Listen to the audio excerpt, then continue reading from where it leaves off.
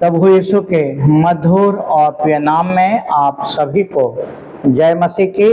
परमेश्वर का धन्यवाद कि परमेश्वर ने एक मौका और दिया कि मैं आप लोगों के बीच में प्रभु के जीवित कलाम को रखने पाऊं।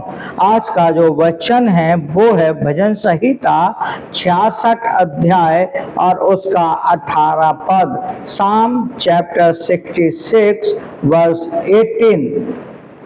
यहाँ पर इस प्रकार से लिखा हुआ है, यदि मैं मन में अनर्थ की बात सोचता तो प्रभु मेरी ना सुनता। यदि मैं मन में अनर्थ की बात सोचता तो प्रभु मेरी ना सुनता। बहुत अच्छा विषय है जिसको हमें समझने की जरूरत है। आज का विषय है परमेश्वर के ना सुनने का कारण। आज कई एक लोग हैं जिनकी प्रार्थनाओं का उत्तर नहीं मिल पाता है। कई एक लोग परमेश्वर के सामने अपनी बातों को रखते हैं लेकिन उसका उत्तर नहीं मिलता।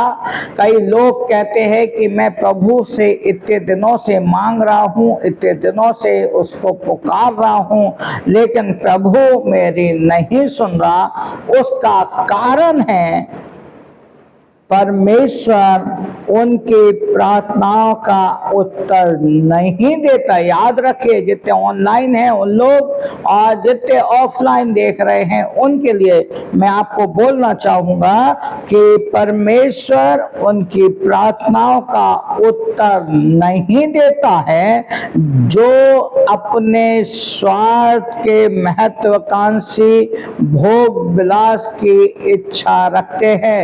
कहने का मतलब है अपने मतलब से परमेश्वर के सामने प्रार्थना करते हैं। परमेश्वर ऐसे लोगों की नहीं सुनता है।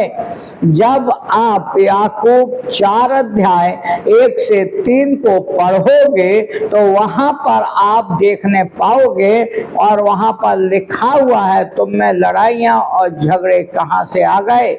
जब आप उसको पढ़ोगे तो आपको 3 पद में जब आप पढ़ोगे तो आपको पता चलेगा कि क्या कारण है प्रार्थना के उत्तर ना मिलने का कारण। सो मेरे प्रियो, परमेश्वर किन की सुनता है? याद रखिए, परमेश्वर जो अपने मतलब से मांगते हैं उनकी नहीं सुनता। परमेश्वर जो मन में अनर्थ बात सोचते हैं उनकी नहीं सुनता। परमेश्वर जो जीवन में ज्यादा महत्वाकांक्षी लोग हैं उनके नहीं सुनता। परमेश्वर जो ज्यादा भोग विलास में पड़े हुए हैं, संसारिक दुनियादारी में पड़े हुए हैं, परमेश्वर उनकी नहीं सुनता। तो परमेश्वर सुनता किन की है? परमेश्वर किन की सुनता है? पहली बात, परमेश्वर धर्मी की सुनता है। किन की सुनता? परमेश्वर धर्मी की सुनता है। जब आप भजन संहिता 34 अध्याय के 15 पद को पढ़ोगे तो वहां पर देखने पाओगे कि वहां पर लिखा है परमेश्वर धर्मी की सुनता है। पहली बात, परमेश्वर धर्मी की सुनता है। दूसरा, परमेश्वर किन की सुनता है? तो वहां पर जब आप आगे पढ़ेंगे भजन संहिता उसके 145 अध्याय के 18 पद को, साम चैप्टर 145 और वर्स 18 को, तो वहां पर लिखा हुआ है जो सच्चे हृदय से पुकारते हैं परमेश्वर उनकी सुनता है। जो सच्चे हृदय से पुकारते हैं परमेश्वर उनके सुनता है। तीसरा, परमेश्वर किन के सुनता है? जो पूर्णता पछताव किए होते हैं, अपने आप में बदलाव लाना चाहते हैं, पछताव कर लेते हैं, परमेश्वर उनकी सुनता है। लूका 18 13 से 14 को जब आप पढ़ोगे, लूक चैप्टर 18 वर्स 13 एंड 14, वहां पर इस बात को देखने पाएंगे कि परमेश्वर उनकी सुनता है जो पूर्ण पश्चाताप के साथ परमेश्वर के पास आते हैं।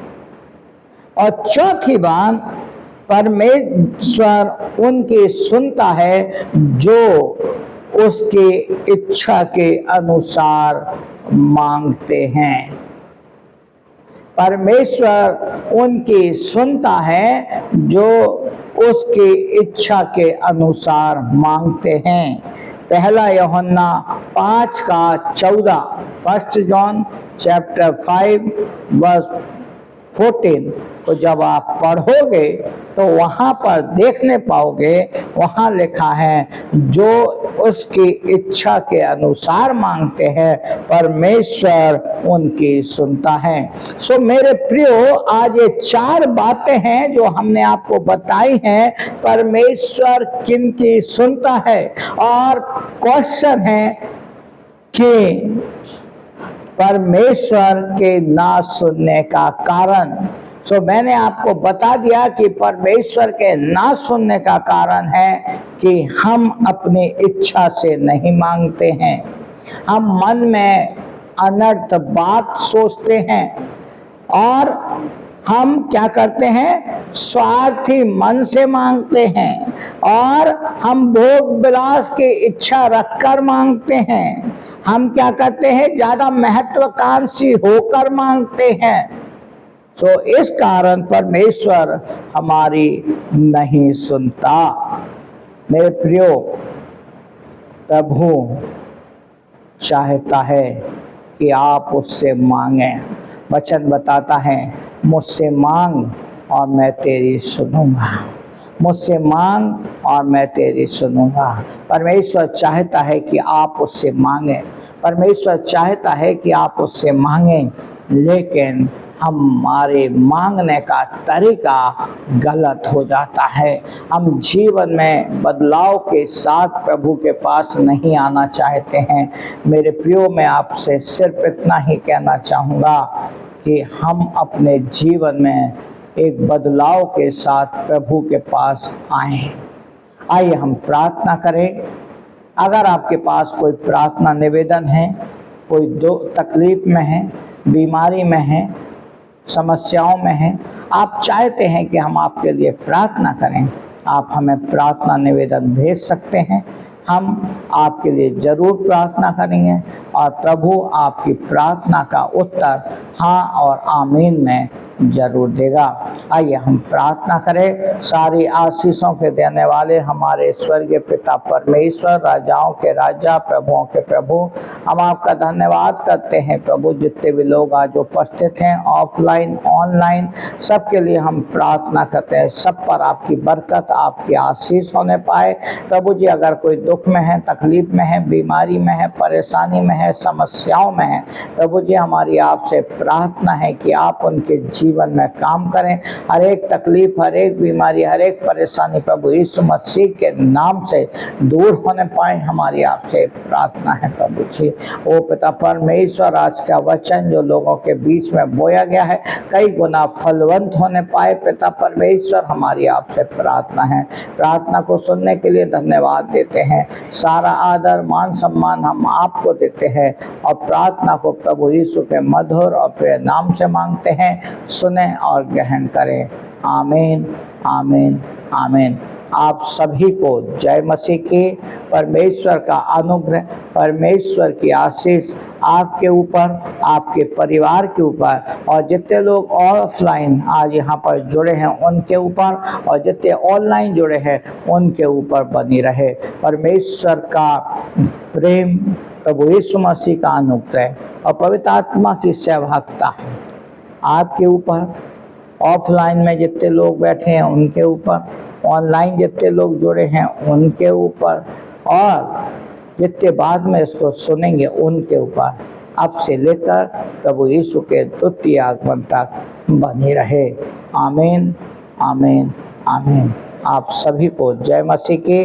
प्रभु आप सबको बहुत आशीष दे।